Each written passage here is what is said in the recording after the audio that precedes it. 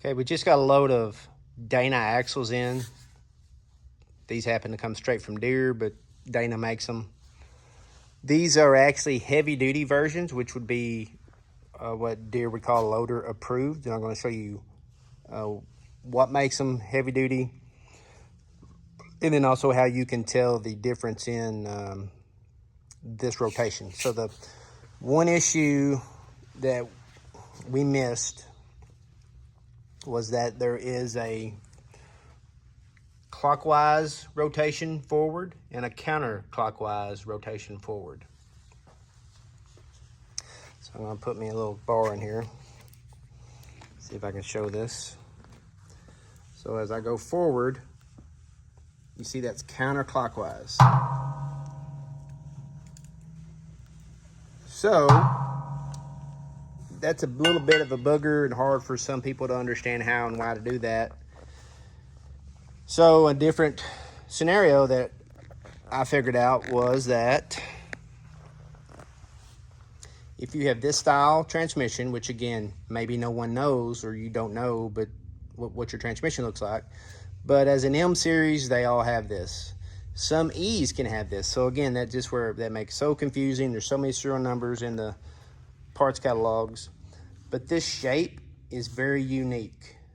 And the difference, I'll make another video maybe tomorrow. The difference between an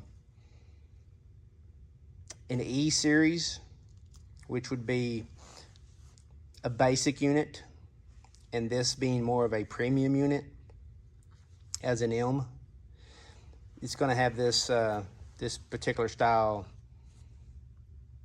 axle housing. It's kind of short and stubby. So that's how you can tell that it is a what we call a reverse rotation. And the one last thing I just saw, this is a same thing except it's just dirty. Very seldom are these used on a 5M, 5R, but it is important to know if you have auto steer and if you use it. So if you have a wheel angle sensor in there, then you're going to want it. If you don't, that frees us up to have a lot more options, or availability, I should say, because these don't have them. And sure, anything can be done, but there's just no need to. There's no need to put a customer through trying to install the auto steer in a housing that doesn't have it. So these buildups is an indicator of the heavy duty. The standards, if you will, won't have that. And I believe that there's some bigger bearings in the differential here. Haven't autopsied one of those yet to proof that. So there's not the hubs. Actually, there is a drive shaft. Yep, your drive shaft U-joints are a little bit bigger. But using this, I mean, we've got 20 of these, plus all the other used and low wire and rebuilt ones that we have. So we're gonna piece some of these out so that we can sell some of the stuff. But here they have a significantly larger U-joint assembly. And again, as a complete unit, if you have one go bad, you can upgrade to this one. And then all you have to know is the tag number off of the axle that we remove it from, so that the next time if you need parts for that, that's what you would buy parts for.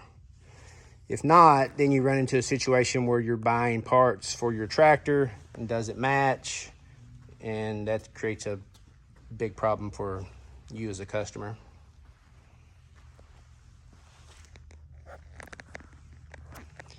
We can also, as these are new axles, we can also convert these to the clockwise rotation by installing a new ring and pinion in them.